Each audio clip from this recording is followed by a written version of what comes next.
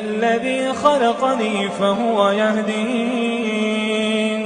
والذي هو يطعمني ويسقين وإذا مرضت فهو يشفين والذي يميتني ثم يحيين والذي أطمع أن يغفر لي خطيئتي يوم الدين رب هب لي حكما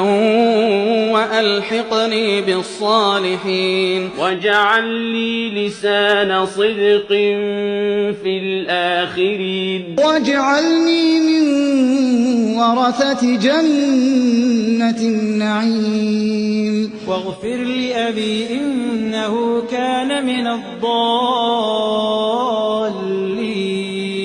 ولا تخزني يوم يبعثون يوم لا ينفع مال